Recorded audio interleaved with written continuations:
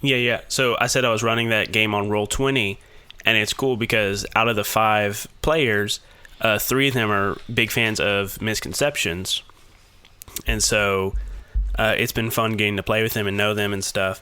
And as I'm explaining rules, I'll kind of like pull in references from Misconceptions to help them understand, like, and so they were asking, like, how do hurt points work? Like, why would you use those? And I was like, well, let me give you an example. One time, Rin was driving an 18-wheeler into the ocean. The rest of the crew was like, no, don't. And then he was like, I'm gonna do it. But then Esther used a hurt point to, kind of give him a status that he would not do that. And they were all like, oh, yeah. And then at the end of, the game or whatever, I ended on a cliffhanger, and I said, I guess that's where we'll end this. And they're like, no, David, say it. You have to say it. I said, end of episode. And they're like, yeah.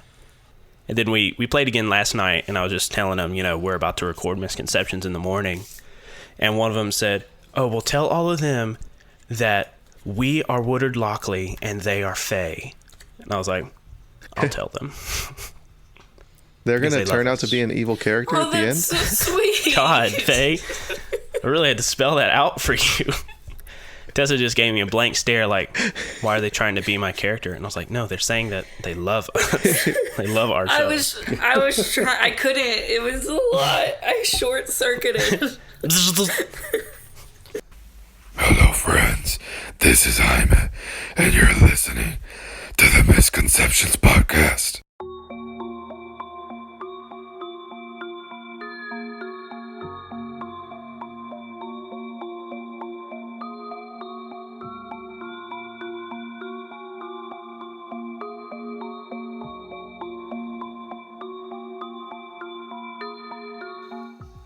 I can't believe I killed Len. I can't believe I killed Len. I need to, I don't know what I need to do. It's not their fault. I'm taking it out on them, but it's not their fault, and I need to be sad. He was my friend. He didn't do anything wrong. I'm just so desperate.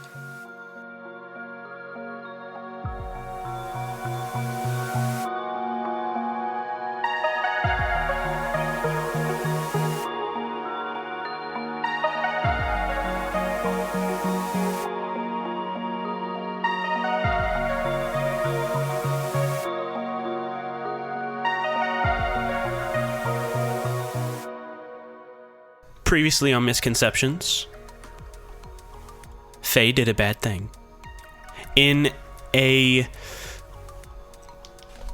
over-eager attempt to solve this case, to wrap up loose ends, and to find the missing children of the Rat Pack, Faye demanded that the crew go to Agatha's halfway house to see an old, you could say friend, maybe accomplice, Lynn, who was wrapped up in earlier investigations, particularly those involving Mr. Smalls and the purchasing of different properties around the city. Wanting to find out more about what all that meant, the crew went to Agatha's halfway house, and while they were trying to ask Lynn some questions, they noticed that he kept fiddling with a bracelet, but he could not tell them, or maybe would not tell them, what the bracelet was and exactly what was going on. And so Faye started to rip down some of his pictures, his memories of his past life as he was forgetting them. And Esther grabbed hold of Lynn's wrist to remove the wristband, the bracelet, and then Lynn just dropped dead. Agatha shunted the crew from the house, and they ran and met at Rin's warehouse. And while there, Rin fulfilled his promise to Bill of helping Bill find his missing family, or rather the missing souls of his family. Using the supercomputer in the basement of this warehouse, Bill was able to find a lead to Sal's silk shop. What that means and what he will find there, who knows? But this is the lead that Bill is pursuing, in hopes of finding his family, and the crew is going along with him. But on the way to Sal's silk shop, the SUV was followed by someone. We are not sure who, but she seems very intent on catching one Esther Black. And who knows what that means. But this episode opens up. You're on the SUV, no longer on the highway, just kind of working your way towards Sal's silk shop. And we hear a car door shutting. And as the car door shuts, the screen comes back. And we see the SUV pulled up in this, not a strip mall per se, but just the storefronts lining the street. And above one, we see calligraphied letters that read Sal's Silk Shop. And I think as Esther, you are closing your door, I think maybe you probably have a police scanner. That sounds like something Esther would have. Naturally. Yeah. And as you are closing it, you hear chatter about your SUV, stating the make, the model, the license plate. And that is to go along with your marked SUV status that you have. Does it say our location? It has your last location, like where the that person last saw you, and y'all are a few miles away from that point. I'm gonna say that I didn't hear it for narrative purposes. Okay. I was the first one out and rapidly walking towards the door. Yeah, definitely. And Bill, I think as you're walking towards the door, the phone in your pocket starts to ring. I silence it in my pocket. Keep walking. Okay. Not even looking at who's calling. You out and you didn't take it. I know. Okay. All right. Does everybody else enter with him? Yes. Okay. You enter into this shop with different bed sheets and pillows and blankets and throws. All these very fine silk products just lining the walls, set up in little display areas. This is a pretty small store, but you see all these different things. There is a counter in the back with a little register and a bead curtain behind that. And as you pass through the door and the bell tinkles at your entrance, from the beaded curtain, you see this person walk out. He is Caucasian. He has black hair kind of pulled back into a very slicked ponytail. He is lanky, and he has these long, bony fingers. He appears around the corner, and he sees the four of you enter. And he says, "Oh, well, welcome, everyone." Long bony fingers. Does he look like the guy from Tales from the Crypt? He's not quite that decrepit. Okay. But if you want to picture him that way, you may. All right. Hello. My name's Bob. And I have some questions to ask you. Of course, we have all sort of fine silk products. He walks over to a throw and runs his hands across the tassels. This one, for instance, so delicate, so finely woven. You would think that its properties are inhuman. Here, have a feel. And he, holds out the tassels towards you. What does he do if I don't feel it? If you don't feel it, you don't say anything. He kind of lets it drop. Or maybe you are looking for some new bed sheet. What about these silk bed sheets? He runs his hands across a sample on the other side of the store. Surely this is what you are after. Actually, I was looking for something for the lining of a casket. Interesting. Well, that is an unusual request, but I could make it happen for you. Well, I have heard that you're a man that can get me close to death. If you catch my drift.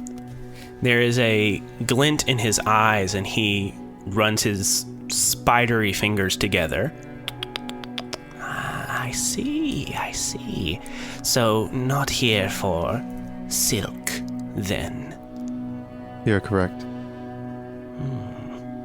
Passage into the underworld is a complicated thing. I do not just open it up for anyone. Why do you wish to pass through the veil? I still have the 2 chips on my necklace, but it's like tucked inside my shirt. Mm-hmm. So I pull them out a little bit, and I say, because this is my wife, and this is my son, and they're currently in the underworld, and I need to get them out, because it's my fault they're there. He nods his head. Someone from Jeremiah's circle of influence, I see.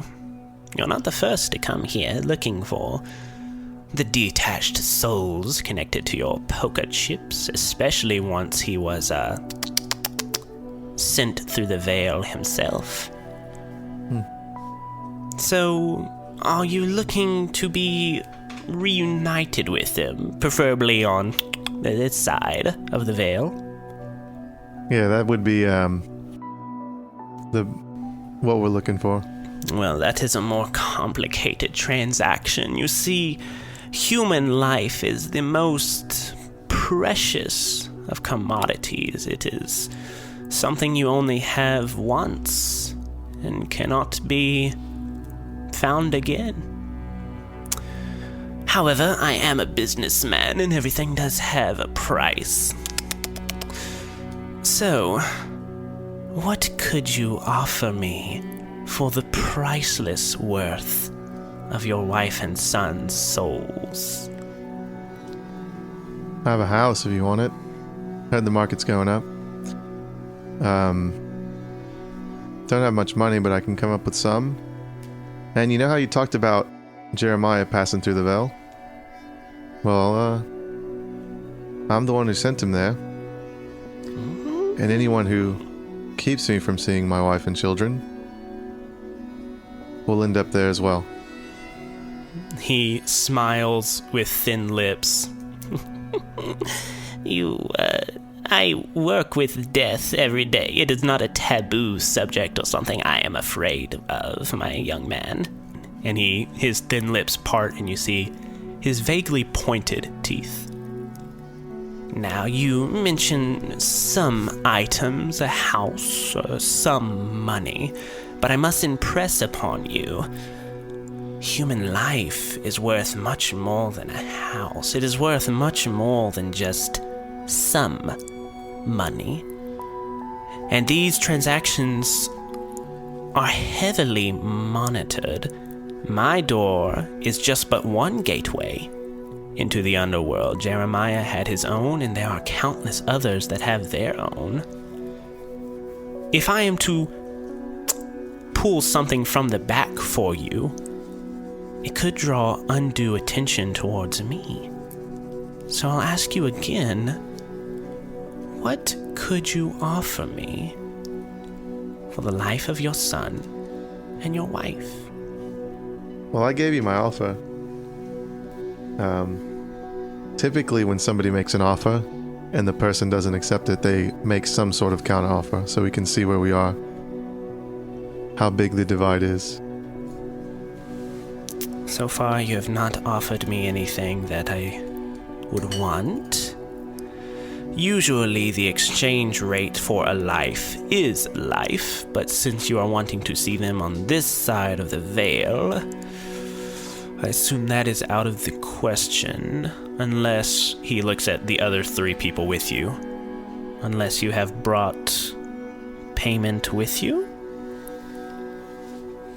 Oh, so that's what you want. You want other souls to take down? I mean, there will be a vacated spot that I do have to fill, but a great amount of wealth could also cover that spot.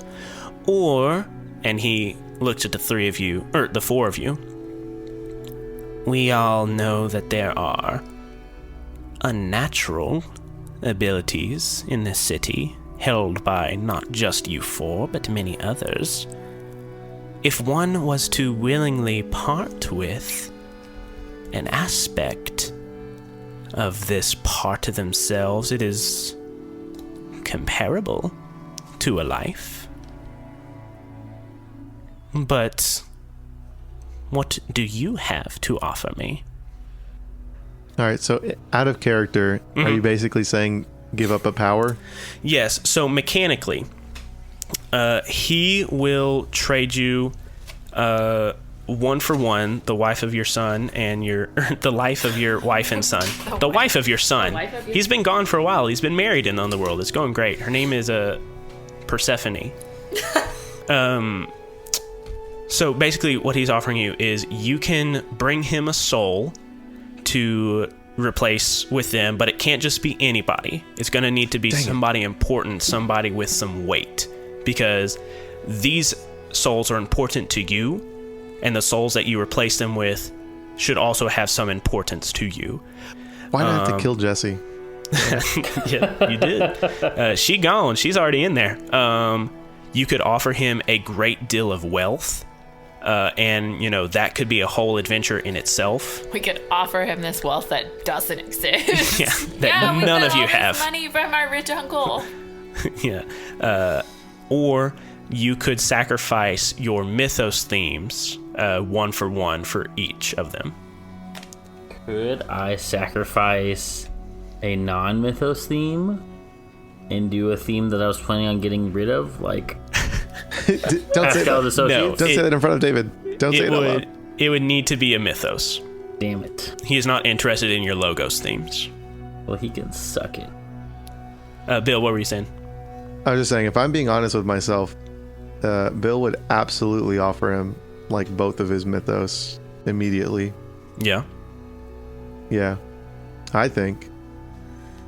Is that something that, Jaime, you are ready to do with Bill? That would mean a huge change for Bill. Oh, man.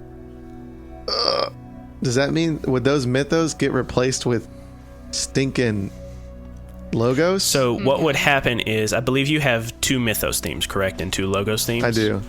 What would happen is those 2 mythos themes would disappear, and you would get one new nascent logos theme.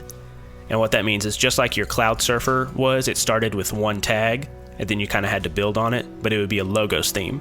You would not get a 4th logos theme, because you can only have 3 logos and 3 mythos at a time. So Bill would become a sleeper. And what that means is he would be oblivious to the mystical nature of the world around him. His memories of the mystical things he's done with the crew would be warped by the mist, just like, any a normal citizen of the city would. So instead of like the beast crashing through Esther's bar, it really was a car that crashed through and then pulled out and drove off. So you would remember things that you've done with him, but you wouldn't remember the mythicality of it. You would also be disconnected from the Bacab and Akat. And then, so you would be a sleeper, but you would have the chance to manifest a new mythos in you. Some other deity or folklore mythology would take notice of, hey, Bill, he's a useful tool. I want him to tell my story. And then they would start to give you their powers just like Akat had. But I would basically die to the crew for a while, wouldn't I? Because I would still remember them, but they not in the same way. I couldn't be very helpful. So you would be logos-fied, and logos is not... Logos-fied. You would not be useless because, Esther's logos themes are very helpful for her in a fight, and different things like that. So you wouldn't be useless. And sleepers actually have this unique ability to suppress mythical things around them. You would gain this new move that nobody else has access to called Denying the Beyond. And whenever you deny the Beyond, you inflict a status of, I can't remember exactly what it's called, but it's like no Mythos 5. in the general area around you. So anyone in your vicinity could not use mythos powers unless they also took that -5 status to their roll. So Bill would be useful in new ways and different ways. And, you know, your sleeper status would last as long as you want it to. It could be one episode, it could be the rest of the season. But you would choose when Bill becomes attached to the mythos again. So, final clarifying question. Yeah. Do our characters aware, and I'm going to guess no, but are characters aware of the repercussions of giving up their mythos? Because, you know, we're trying to figure out this mist stuff, and we kind of have just known the mist to have been there and to have hidden things from people who aren't awake to it. But I don't know that I would know the repercussions. Yeah, I think you would know the obvious of it in that I wouldn't have these tattoos or cloud abilities anymore. I don't think you would know that you would become able to suppress people's powers because of your sleeper status. But I think you would be aware that you would lose the ability to see the city as it actually is and see it. You would be forced to see it as the mist wants you to see it. Bit of metagaming here, but Jaime, it's completely up to you. However, one of my mythos is almost gone, and I would be willing to give it up. I have 2. Sal would protest to that if you did it. It would need to be somebody important to you, connected to you, not to him. So apparently I'm not allowed to do that? Because it's a personal sacrifice. Well, my personal sacrifice isn't good enough for Sal? No. Dang. I mean, I figured I was going to have to get rid of my tattoos at some point and become this, like, different person. Good drama. Yeah. So, what do you think, Bill? What are you going to do? And this whole time, like, Bill's just standing there thinking. Yeah, and the guy's there with his Sal's long looking fingers. back and forth. You just Like, see like the ...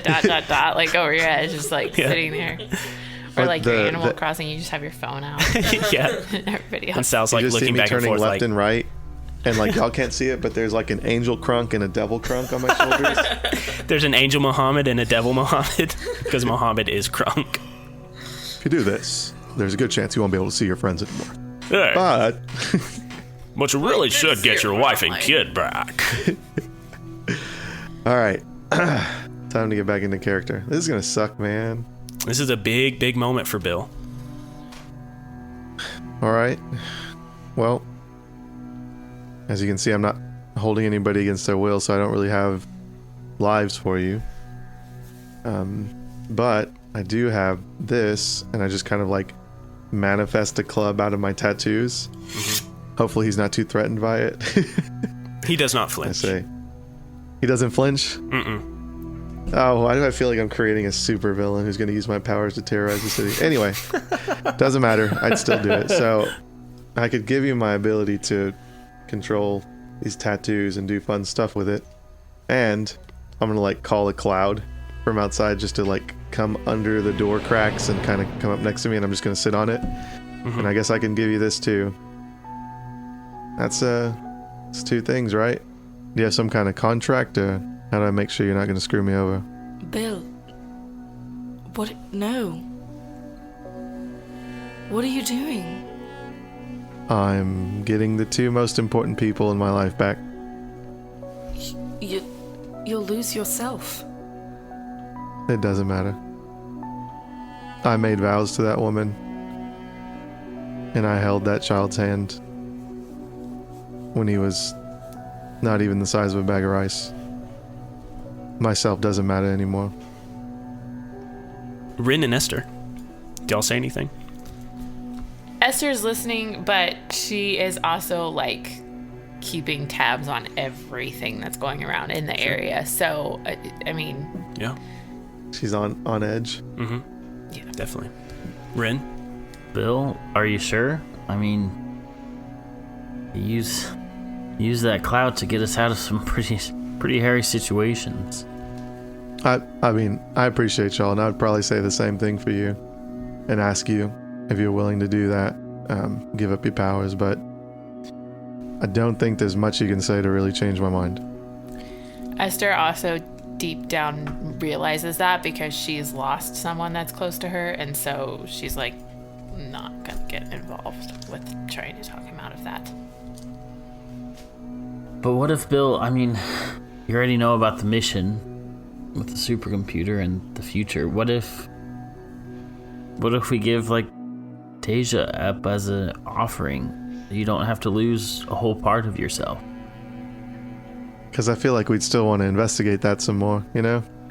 I'd feel bad just going and kidnapping this woman and leading it to her death. I've done that enough in my life. I can't have any more of that on my conscience. I understand your choice. So creepy, old guy. Yes. What say you? You turn around, he already has a contract drawn up on a clipboard, holding it out towards you with a pen in the other hand. And he grins and says, "It sounds like we have a deal." All right. I read the fine print. As emotional as I am, I've learned in this life to read contracts. Of course. Thanks, Jeremiah. Yeah. Does it say, David? Does he have to roll something for that? Does it say that I'll receive my wife and child intact, alive, as they were? Right now. It says that their souls will be effectively purchased. They will be underneath your ownership. They will be released from the underworld. And it states your payment. And oddly enough, you look at it and it says the aspect of tattoos of the Akot, the aspect of the wind of the Akot, as listed as payment.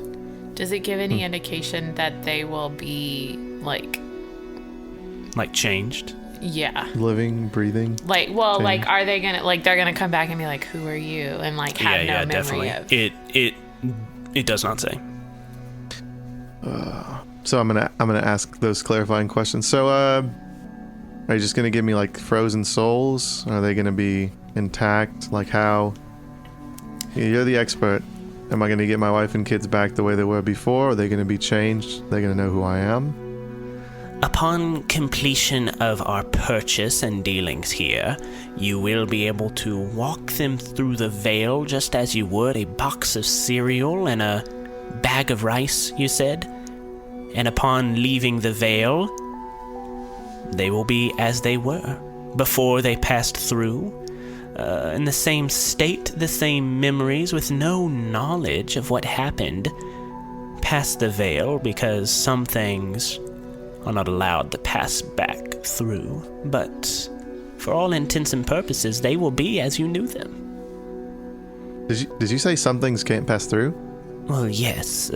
You cannot continue to live in the world of the living knowing what the afterlife is like. Oh, okay. So just the memories of the afterlife then? Yes, which may be best for your little boy, was it? Mm-hmm. So when we come out of that veil, yes, will we be in this shop? Or yes, can we choose a location? You know, you walk through the door and you walk back out. Okay. There are many gates that opened up into the underworld, but who knows where they would open up or lead you to. At least here you know that you are in Sal's silk shop, and Sal is your friend. All right. I ask him one more question. Just one last question then before I sign this. Yes. Can you guarantee me safe passage? The underworld is a very dangerous place, but I will accompany you to the merchandise. All right. Signed. All right. So, Bill, you sign this contract, and your pen has not even left the page before Sal yanks it back hungrily to himself, and he looks it over and says, "Excellent, excellent, excellent. Oh, goodness. Yes, this will be good. If you will, please, follow me. And the rest of your friends may come, but seeing as how I do not have contracts for you, you may look, but do not touch. If you break anything, you buy it. And the price is your lives." He walks past the counter to the curtain of beads, and he puts one bony hand through and parts the beads to one side. "If you will, please, Bill." Bill passes through. Esther's not going back there. Esther's staying up front and keeping an eye on everything. Ren is completely intrigued and rushes to be right behind Bill. Okay. Faye does not go. Okay, so Bill and Ren enter.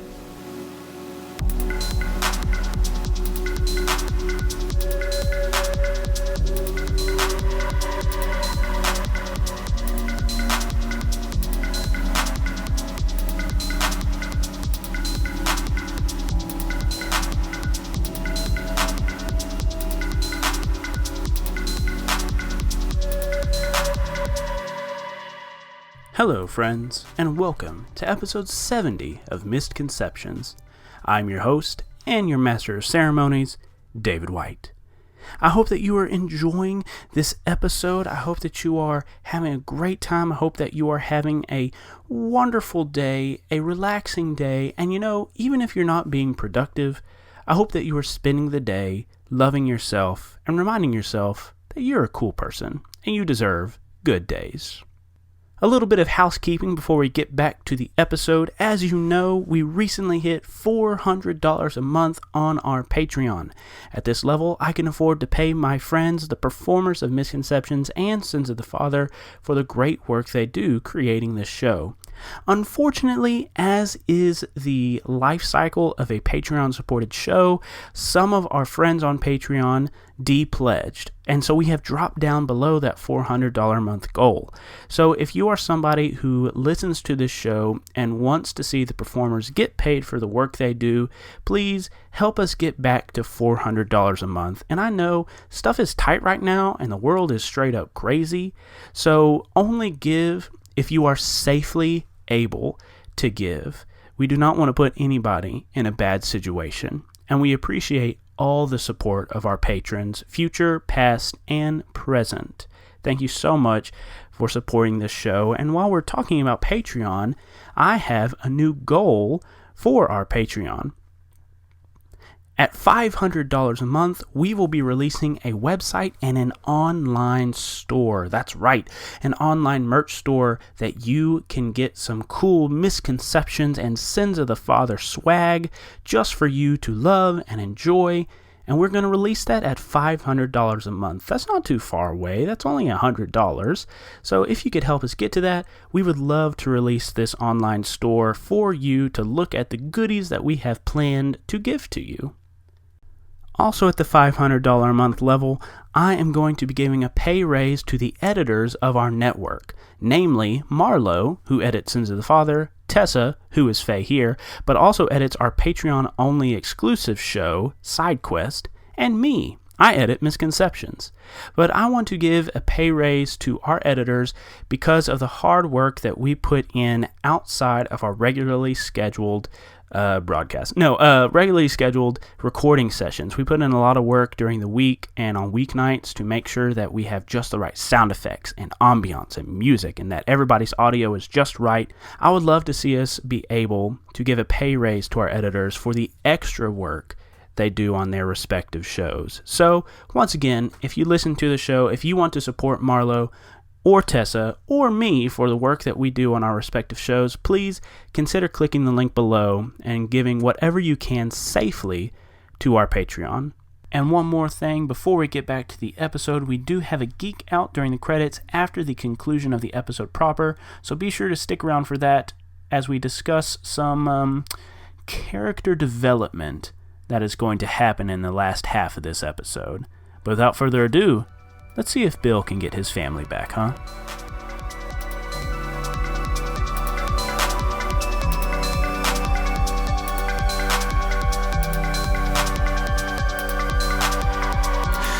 Bill and Rin, as you enter, instead of entering into a back room, you enter into a black, inky void. Immediately, the temperature around you drops, and you can see your breath coalescing into curls of mist and vapor in front of you. You take some more steps, and soon you realize that you are walking on a narrow, pale, translucent walkway. And then suddenly, Bill, you can see Rin next to you, and Rin, you can see Bill next to you.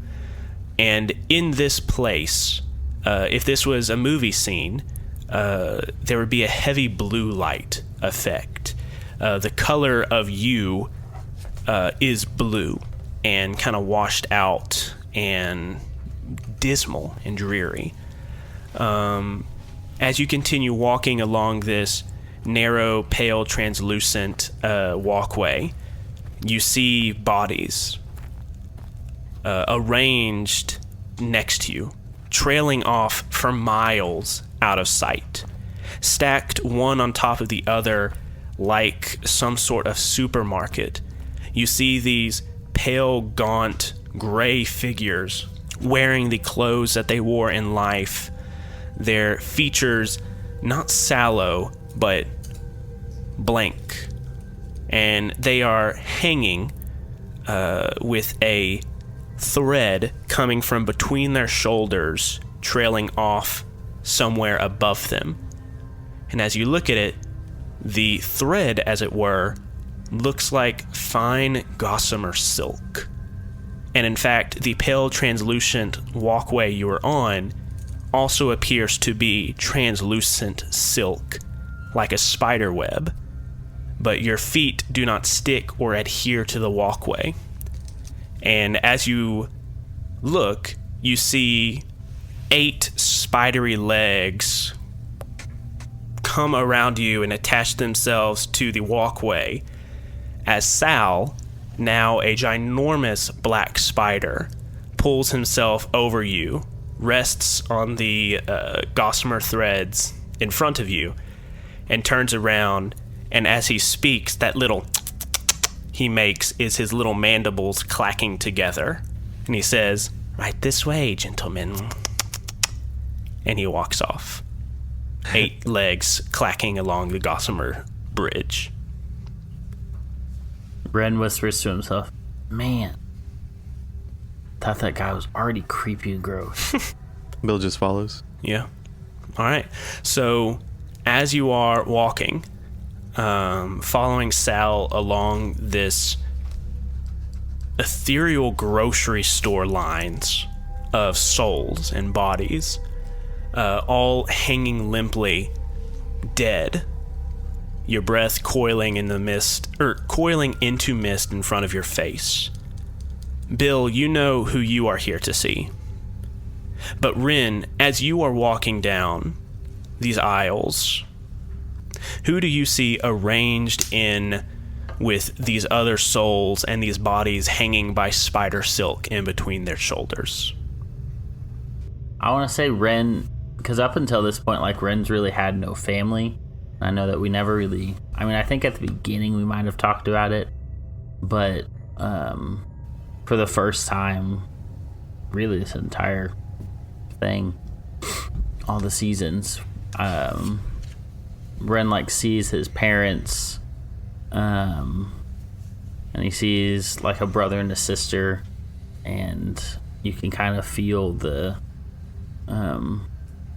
like the tension within inside Ren, because they all died in, like, some tragic accident that Ren wasn't a part of because he was working so much. And so, I mean, he doesn't say anything, but there's, like, just this unease because he hadn't really thought about them since it had happened, because he just blocked it from his memory. And then even with the new upgraded brain, it kind of and of course the accent and stuff on the island, it kind of just, he's buried it so deep, and now it's ever present. Definitely. And I think So you see your mother, you see your father there, these two people that pushed you and encouraged you so much to pursue robotics club and to start your own business, and co-signed these loans with you to go to university to learn business and technology, and we're so proud of you. You see them here for the first time, just as they were in life, wearing that same familiar dress that your mother always wore, the same sports jacket that your father wore, and you stand there and you realize, like you said, just how long it's been since you even thought of them. And you think of everything that has happened since then, and all the things that you have done, both good but also bad. And Rin, I'm going to activate your nemesis right now, the guilt of what you've done. And I'm going to burn your tag, truly wants to do good. Because how can someone who has been involved with so much crime and killing and bad things, how could they want to do good? And so I'm going to make a hard move against you, as if you had missed a move, to burn that tag. That makes sense. Yeah. All right. So, Rin, you pause there. You have that moment. And we'll cut ahead to Bill. Bill, Sal is clacking along with his 8 spidery legs in front of you. And then he comes to a halt.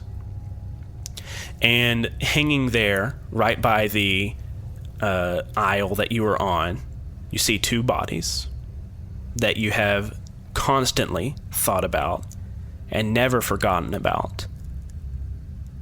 Bill, please describe, what does your wife and son look like, even as washed out and gray and lifeless as they are, hanging from this spider's thread? Describe them to us. All right, so my wife is kind of tall, has brown hair, and my son looks like her for the most part, but has my nose and has black hair. I'm imagining they're both just kind of hanging there looking like they're asleep. Mm-hmm. And I'm very familiar with seeing them, while they're asleep, because sometimes I'd have to work late. And I think it starts to make me like tear up, but just in, sorrowful remembrance, but I'm not going to get excited or get my hopes up until they're flesh and blood standing next to me. So that's the moment. And what is your wife's and son's name? I think the kid's Bill Jr., because why not? First son. Okay. Do you call him Bill Jr. or do you call him William? Call him Billy. Okay. And then, let's go with Sheila. Why not? So you see Sheila and Billy hanging there in front of you, their eyes closed, almost in peaceful slumber, just like you said you would find them sometimes. And you feel these emotions start to well up inside of you, threatening to gush through your lids and pour down your face. Then you hear Sal hovering over your shoulder. Well, I believe this is where I will take what was promised. And with 2 of his spidery legs, he reaches around your shoulders, over your back, and puts 1 claw on one chest, 1 claw on the other chest. And as he pulls 1 claw, you feel this tugging in your chest, on your arms, on your neck, on your back. And we watch as Bill's tattoos drag across his skin as Sal continues to pull this green substance from Bill's chest. And Rin, I would say by this point you've caught up as well if you want to, so you may see this. Yes, I would very much like to see this. Okay. And Sal continues to pull, and these drag across your skin, and with a final tug, he jerks his leg away, and you see floating in front of you just this orb of green oscillating energy. And with the other, he starts to pull, and you start to feel breathless, Bill. And for just a moment, you think, I've been double-crossed. He is going to kill me. He's taking my powers. He's going to kill me.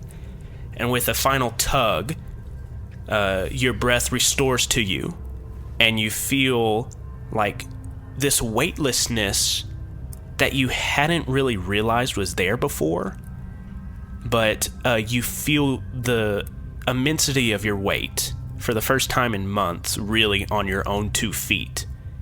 And you realize that since this power had manifested in you, you had been floating like a butterfly, with just weightlessly across the ground. And in this claw, you see a spinning orb of air, for lack of a better term. And then Sal lifts those 2 orbs up, and with the other 2 legs, or with another 2 legs, he reaches up and cuts one thread and cuts the other. And Bill, your wife Sheila, falls into one arm. Billy falls into the other, and you feel their weight familiar in your arms and against your body. And then Sal takes those 2 orbs and attaches them to the threads, and as he takes it away, the orbs turn into a humanoid shape, and you see this like Aztec warrior, proud and strong, with bits of bone and clay armor and a armor made out of woven leaves. And the 2 look identical, but one is green and the other is almost this translucent, invisible color. And for the first time, you see a cot. Or rather, I guess you've seen yourself as a cot in your dreams, but now with your own eyes, you are looking at this aspect of a cot that is now forever trapped in the underworld under the possession of Sal. And Sal clicks his mandibles together. Well then, I'll walk you up to the front then. And now mechanically, Jaime, you have lost 2 of your themes. And what this means is whenever you lose a theme, you gain something called build-up points. And you gain an amount of build-up points based on however many tags you have over 4 in each theme, or how many theme improvements you have. And this includes weakness tags. So looking at your first Mythos theme of adaptation, your imbued ink, how many power tags do you have? I have 4 power tags. You have 4 plus your weakness tag, so that makes it 5. So -3, that is 2 build-up points. And then for Ride the Wind, how many power tags plus weakness tags do you have? 4. 4. So you will gain 3 build-up points. And if you go up to your character card, there should be a little build-up track. So go ahead and mark 3 of those. I already have 1. You sure do, yeah. So you have 4 build-up points. Whenever and if you get 5, you get to do one of those moments of evolution. And one of them is get closure from your nemesis, which means that you would be able to be rid of Jesse forever. However that happens, that's up to you to decide narratively. But also now I will give you the honors, or rather the duty, of clearing everything in your imbued ink and Ride the Wind themes. I don't wanna. What are the rules on takesies backsies? You signed the contract. Okay. And Jaime, as you're clearing that, I'm gonna continue narrating. So you walk back along this path, carrying Billy in one arm, Sheila in the other, and you reach the entrance into this underworld. You pass through the veil, and Esther and Faye, you hear the rustle of beads behind you, and you turn around, and you see Rin pass through, unharmed, as he was. You see Sal pass through. So he's no different at all. No different. And you see Sal pass through, as he was, gaunt and creepy as ever, and he holds the beads aside, and then passing through the veil, you see Bill. He does not have tattoos on his arm or on his neck. He is like you've not seen him before without his tattoos. It's strange. He feels naked to look at him like this. But in the place of tattoos, on both arms, he has a little boy, and on one arm he has a beautiful woman. And Sal lets the beads fall back into place.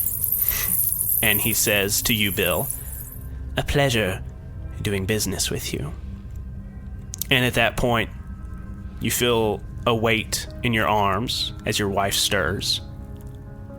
Her eyes open, and for the first time in months, maybe a year, however long it has been, she looks at you with her piercing green eyes, those green eyes that could always tell when you're lying or telling the truth. Those eyes that looked at you and were filled with tears during your arguments, but also looked at you so lovingly in your tender, alone moments. She opens her eyes. "Bill, is it you?" Yeah, Sheila, it's me. On your other arm, you hear a soft yawn. You look over and you see Billy stretching his arms. "Dad?" Yeah. "Dad, what's for breakfast?" Well, maybe today is a special day. Maybe we can have like ice cream for breakfast or something. How does that sound? "That's the best, Dad. You're the best." And for the first time, you feel these little boy's arms wrap around your neck and hug you so tightly. And he says, "I love you, Dad." End of episode. Thanks for listening to this week's episode of Misconceptions. We'll be back with our next episode on July 20th. If you have a Facebook or Twitter, you can find us on both of those social media platforms to get up-to-date information about the show, behind-the-scenes pictures, or just to goof and gaff with us, because we would love to goof and gaff with you. We also have an email, misconceptionspod@gmail.com, if you would like to contact us that way. This show is wholly supported by the generous monthly donations of our patrons on Patreon. If you would like to join that elite group of backers who keeps this show going with sound effects and music and pay for our performers, please consider clicking the link below and giving whatever amount you are safely able to. City of Mist is an RPG created by Son of Oak. You can find more of their products at sonofoak.com. The Misconceptions theme music is composed by Aaron Wharton. You can find more of his music at aaronwharton.net. And that's it for this week's episode of Misconceptions. I hope that y'all had fun. I hope that you maybe cried a little, had a little cathartic experience. I also hope that you are wearing your masks, washing your hands, and I also hope that you keep it nerdy, y'all.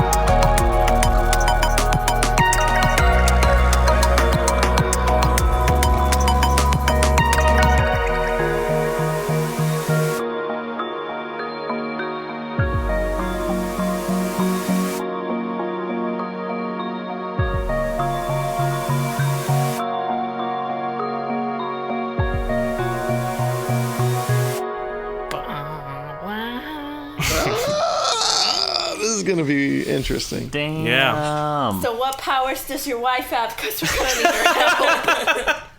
She's really good at throwing things around angles you would not expect. Yeah. She's a rift of She has a Captain boomerang. Boomerang. Yeah, awesome. Wow.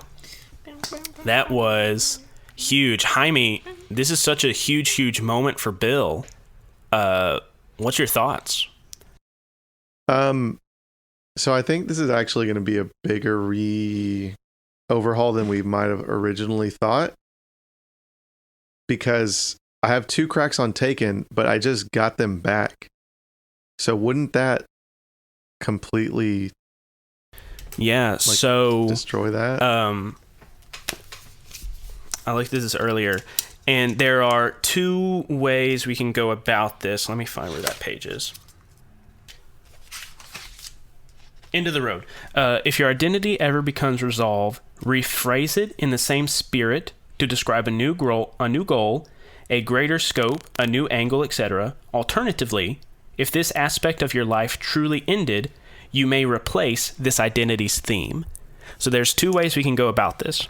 We can change the identity of Taken to represent something else. So what is your identity for Taken right now? I'll get them back by any means necessary. Yeah. So you have them back. So you could either rephrase that identity to represent what his goal is now, or we can replace that theme entirely with something new. What do you think would happen there? Do we replace that goal entirely? Do we just change the identity, or do we completely overhaul it? What do you think? So I think it depends. So do I remember having lost them because now I don't know anything? Yeah, so I think that's up to you to decide how Bill remembers it as the mist is affecting him more. But maybe it could be a hostage situation? Yeah, like a hostage situation, and Sal was the person that helped you get them out of wherever they were being held hostage at. Okay. So, so that could either change to I'll never lose them again, or it could completely change. Can I think about that? You totally can. Okay. Yeah, you definitely can. And also, while you're thinking about that, you can think about what new logos theme is going to show up. So you are still a gambler. You still have your Taken status, unless we decide to get rid of that, or replace it, not get rid of it. But also, now that Bill has his family back, what is his third logos going to be? What new part of your mundane life is going to show up? So, am I still I'll still be with the crew, right? It will just look a little different. Yes. No, we disown you now. You're not one of us. You are meaningless now. Because I'm thinking the last time I had Sly Card Dealer as a mundane thing. What if now it's like Private Eye or Snoop or something like that? Okay. Like a detective oriented thing, since it's already kind of it's what we're going to be doing. Yeah, so maybe Do I know I'm wanted? Oh my god. You do. So you know all this stuff, you just don't remember the mythicality of it. So you know you're wanted. You know Pip Hamill's a bad dude, but you do not remember that he's a music man. You remember that he was manipulating children into being a gang, but you do not know that it was magical. You remembered finding some fake Pip Hamill, but maybe instead of a gingerbread man, it was an actor that was paid to be Pip Hamill. You remember Jeremiah taking your wife and son from you, but he didn't put them in the poker chips. And in fact, I guess I should have mentioned this, Bill, the poker chips around your neck are gone. Oh. Whenever you passed back through the veil. But let's see. Yeah, so you remember things, it's just skewed how you remember them. And there are, in order for the mythos to re-manifest in you, it can end when you want it to. It can end when your crew reminds you of the mythicality of their mission, like continuing to impress upon you, no, he is the music man, he is the Pied Piper, there's this larger conspiracy, remember the Beast Men, and all this stuff. Which could be an interesting struggle between you and them. But also, it could end whenever you, as Bill, pursue the mythos. Whenever you start investigating what things really could be. Like, why is Cooper Wheatley so vicious? And investigating him more and finding out what his mythos is. And then, through active means, you kind of reopen yourself to the mythos, which is going to be interesting. What new mythos is Bill going to manifest as? Or what new mythos is going to give Bill its powers? So, that is interesting for sure. I want to be a combination of Sherlock Holmes and the hockey dude from the Teenage Mutant Ninja Turtles. And Casey Jones? Yeah, Casey Jones. Yes. Played by Stephen Amell in the latest movie. Oh, yeah. Because I was thinking, like, how could I be of help to people who have powers being a regular dude? And, like, that's the first person I thought of. So, yeah, definitely. Yeah, that's interesting. Because Casey Jones is just like a everyday hero that literally just has hockey pads, a mask, and a hockey stick. But he helps these super powerful Teenage Mutant Ninja Turtles to fight crime and stuff. Yeah. Yeah, definitely. So, should I say where I'm leaning towards, or should I leave the listeners in suspense? We can talk about it right now. I'm fine with that. Okay. I'm definitely leaning towards some kind of detective thing because I always lean towards that and I'm comfortable with it. Okay. But I also think that it's kind of what's been happening, right? Like, we've been gaining skills, been snooping around. I'm going to have to be a little more careful now because I can just straight up die. Yeah. But, I mean, I don't know if even that could be like a tag, like, but then it wouldn't be very useful when I get my mythos again. I don't know. Well, I'll have to think more about it. So I was reading more about how the mythos awakens in you, and once you reawaken as a mythos, it says that you awaken big. You suddenly go from having 3 Logos themes to having 1 Logos theme and 3 mythos themes. Whoa. I feel that's kind of weird. I don't really like that. I kind of like the mythos gradually coming back, so coming back with 1 mythos. And we can, whenever we kind of get more concrete details worked out, Jaime, we can decide, do you want to come back in like all this glory of 3 mythos, 1 Logos? Or is Bill's Logos more important to him and he just gets a portion of the mythos power? Yeah. I wonder if there's any gambling detective mythological creatures. Yeah. But yeah, I mean, this is gonna be exciting. I'm excited to see what kind of mythos you pick. Oh man, last time, you remember how long it took us? How many conversations? How much freaking details and hammering it out? Jaime, I look forward to having so many conversations with you, my friend. Yeah.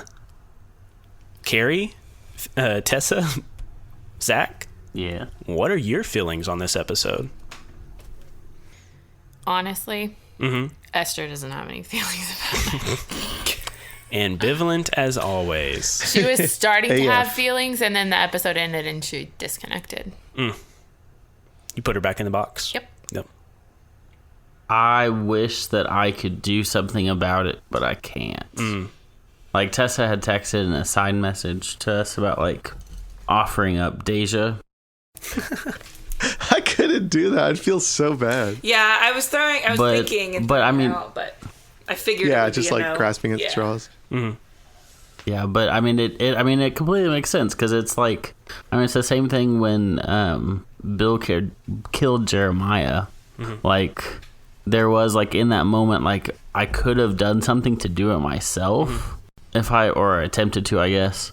But it just, like, felt very much like a Bill moment to kill his, like, boss, arch nemesis, taker of his children, or of his wife and child. So, I offered it up as, like, a thing, but at the same time, I kind of also knew that it was, like, this is Bill's deal. Yeah. It's his story. Definitely. I think Faye's feeling really conflicted and lost. She's really, Faye is obviously very family oriented, and she loves children. So she is thrilled that Bill is able to be with his family again. And she is also terrified for what that means. And just the future of getting out of this in general. Do you mean like what it means knowing that you don't have the powerhouse of Bill for the rest of this war that you are having? Yeah. And just knowing that, we talked about in the episode that we do know that you lose that knowledge. So knowing that he doesn't know us in that way anymore it feels like losing a friend, and she's happy for him, but there is also this grief of he's not the same Bill. Yeah, I think Faye is definitely very conflicted. She is conflicted between a lot of different things. Her feelings with the crew, wanting to complete this investigation. I had a third one that I was going to say and I forgot about Killing Len. Killing Lynn. So all these different positions you are being drawn in as Faye. Yeah, it is. She does. She has a lot of feelings. Mm-hmm. I knew I was going to have to give up my tattoos to save my family. Like 30 episodes ago. Yeah. I just didn't know how you were going to do it. Yeah, well... It was good, though. It was good. I'm mad and I'm sad. Yeah. But well... It's what I would do. And I applaud you for sticking to it and knowing that even though this is going to make you somewhat less effective in combat... City of Mist is not just about combat, though. But knowing the mechanical implications of your decision, but still sticking with it because, like you said, it is what your character would do. This is obviously the most important part of his life, not his powers. I've been trying to pit your mythos against your logos so much, and you took it. It's the boiling point. Yeah, because it literally, like, I kept looking at it and I kept thinking, taken with two cracks. I was like, it's literally either abandoning my family or giving up, Yeah. And other stuff. Do you want to know who was calling you when you were entering the store? It was Alec Baldwin. It was. He was calling you because the Bacab need to meet right now. But now, Bill is not connected to the Bacab. No, could he have gotten me my family free of charge? Who, Alec? Yeah. Oh, no. Okay, good. Doesn't matter. He's gone. Yeah, and so the Bacab are left to go without their leader. What will become of that, I wonder? We'll see. So, Esther and Faye, I was really hoping y'all would go into the underworld. I know. Yeah. And show them Lynn, you monster. Well, no. I would have seen my dad. Oh. I would have offered it up to y'all. Who do y'all see? I don't know who Faye would see. I mean, she feels guilty about Lynn in this moment, but I think there's probably a deeper connection somewhere with someone, but I don't know who that would be. Yeah. So leave it up to the imagination. Yeah. Did Ren kill any of her students? Who knows? Likely. Yeah, she sees the children from the is. rooftop. Yeah. They're still sifting through the wreckage. Oh my gosh, how brutal would it have been if you saw that kid whose parent was abusing them that you tried to stop? Ooh. No, we already And they were helped like him. dead Oh, because the parent abused them to death. I I hate you. Oh think my gosh. I'm sorry. It's dark, y'all but it makes so good fucking drama. dark. didn't. I guess y'all left Alec there. Okay, that was Or was that Yeah, Alec or he Johnny? was part Or was of it the, Luke? It was Johnny. He was part of the group, and so the police would have returned him back to his family because he was staying in the apartments. Y'all didn't take him away from his... Because I thought the last time y'all saw him was in his room. No. Oh, wait, 'cause then he was in the Rat kidnapped. Pack. Yes, Yeah, oh, and yes, so we yes, got him yes. out of the Rat Pack. Yeah, you're right. If y'all ever convince me to write a misconception story, just know that it's going to be kind of dark. So you have to be prepared for that. Yeah. As long as everybody's lines and veils are okay with it. All right. Well, anything else to unpack from this whole session? Because, listeners, we are recording this a week after we recorded the previous 2 episodes. But this session did include the encounter the encounter at Agatha's halfway house, Bill finding out about Sal's silk shop. Although I guess you could say it is quite a sick shop that he has running. But yeah, do y'all have anything to unpack from this session?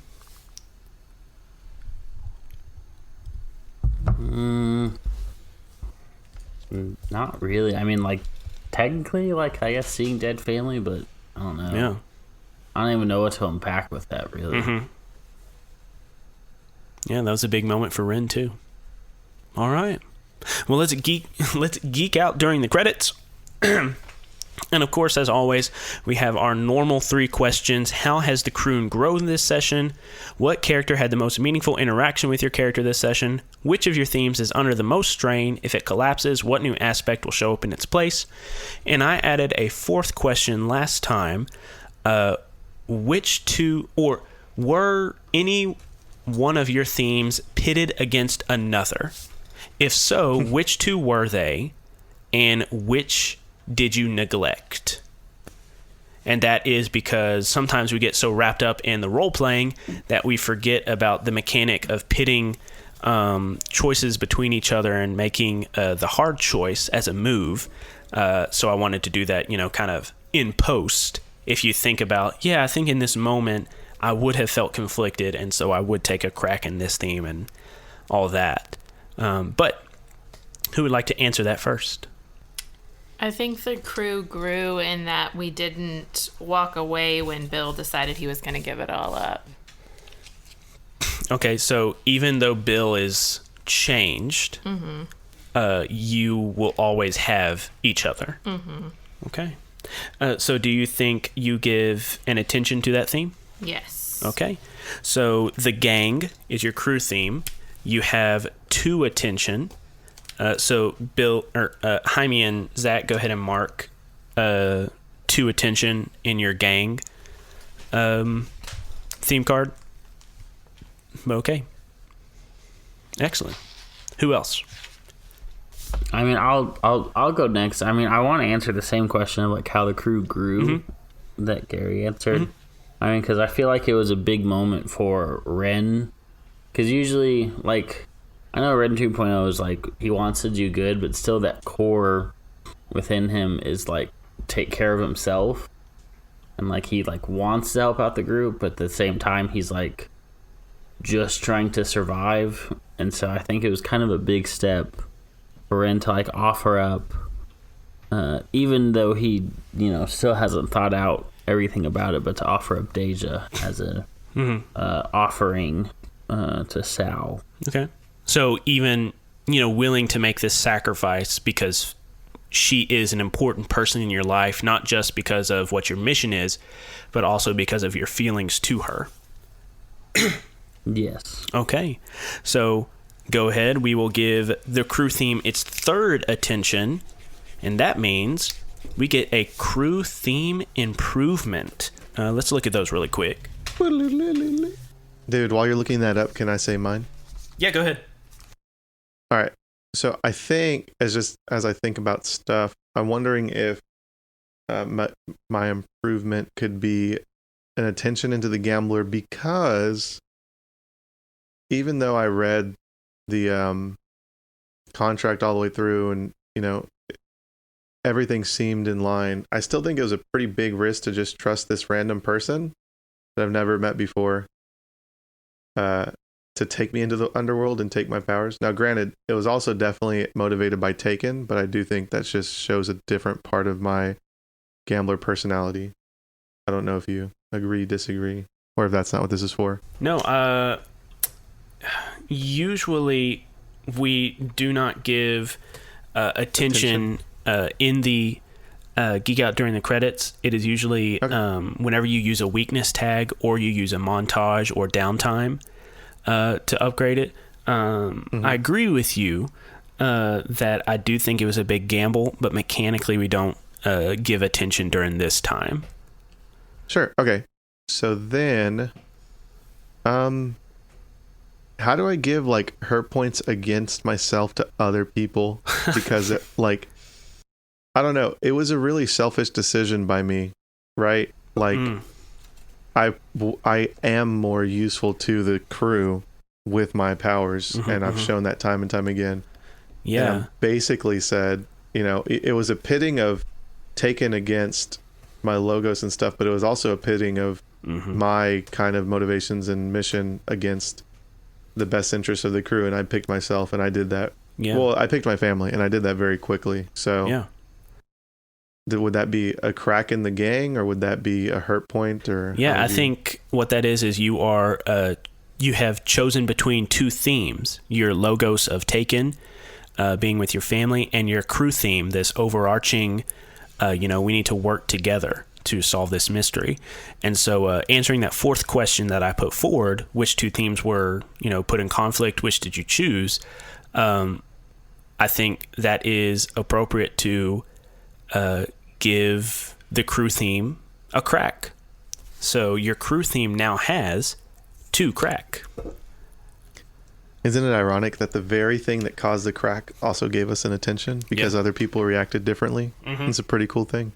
Good job, Amit. Okay, and then Tessa, have you answered a question yet? No. Okay. I feel like I need to take a crack and a fade in every single theme. I don't really have 2 pitted against each other. But I'm torn between taking a crack in the unstoppable activist because the identity is steal from the rich, give to the poor.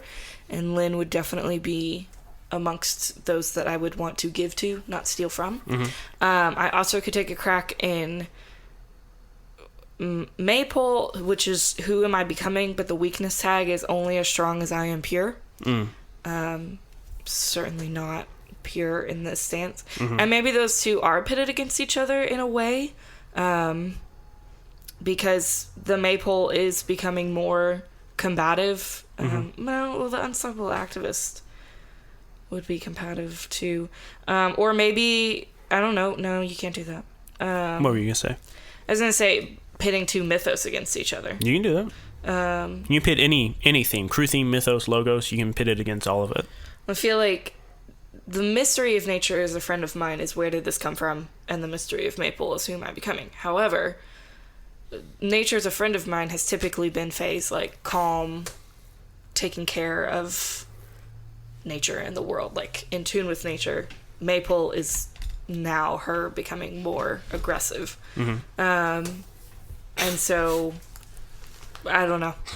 Okay. I think you could even say that you were pitting your unstoppable activist against your crew theme and the crew's mission of figuring out, what is going on in the city. Or you could pit the Maypole of the Maiden. Who am I becoming? So I think either one of those would be appropriate for you to assign crack to. Which one do you think was more neglected? I don't know. I like what you said about the unstoppable activist. You're supposed to steal from the rich, give to the poor. But in this instant, I think you stole from the poor to accomplish your own goals. Not to give to the rich, but to pursue your own goals. Yeah. So I like that description that you gave. So I think you take a crack in unstoppable activist. Okay. How many crack do you have in that theme? 2. Okay, so I am going to take a crack in unstoppable activist because of killing Lynn. Okay. All right, and going back to the crew theme improvement, since we did get 3 attention in that theme, you get to choose one of these. You've already chosen tight like that. And what that means is once per session, when you use one of your juice points to help or interfere with another crew member's move, you gain 1 more point of juice to do so. But then you also have quality matters. One of the items or possessions that y'all have is more effective, but you do not have any item power tags. Sacrifice. When 2 or more of you face danger against the same status and you get hit, you may choose to extend the hit to one other crew member at the cost of exposing yourself. On a 10 plus, they take no status, and you take the status with -1 tier. On a 7 through 9, they take the status with -1 tier, and you take the full status. If the move is dynamite, on a 12 plus, you can choose to fully protect both of you, instead of choosing one of the other 12 plus options. I like that one. Pull it together. Once per session, you can recover a burnt crew power tag, and the benefit of that is usually we have to wait until Geek Out during the credits to recover a burnt power tag. And then Black Sheep. Choose together one crew member who is the black sheep of the crew. When the black sheep of the crew acts against your mystery or identity, which is we will always have each other, it's expected, so it does not weaken your crew. For everyone else, overlooking the black sheep's actions does not count as acting against your mystery or identity. You can choose a new black sheep at the beginning or end of each session. That's what I was going to Jaime said he likes sacrifice. If 2 or more of you are getting hit by status, 1 more person can choose to take a face danger, and depending on their role, it affects if it hurts the other people. So it's another chance to defend? Is that? It is. So face danger is it once per session? No, it's just any. It is, so like, let's say Esther and Faye are getting hit by a fireball. Bill sees this happening. He's going to use your crew theme move of sacrifice and describe how he tries to defend y'all. He rolls a face danger. If he rolls a 7 through 9, both of Esther and Faye would take the status, but at a -1 tier, and Bill would take the full status. If he rolled a 10 plus, they would take no status, and Bill would take a -1 tier. Yeah, I think that's a good one. Yeah, we've already done Black Sheep, so Okay. it could be fun to explore a new one. Yeah. Everybody's okay with sacrifice? Cheap, but that's okay. We did in her game. Yeah. Oh, that's Okay. what I was like, we haven't done it in this game, but Oh, we haven't? that's why I was like, Oh, I definitely we've talked missed about this. it before. Okay. But I thought we made Ren Black Sheep. No. we all just assumed that's what we would do if we picked that one. I see. Bah. We assumed it so much that we thought we did it. happened. Yeah. Well, this was a very good episode, a engaging and emotional recording session. And listeners, I hope that you enjoy it, and we'll see you back here next time.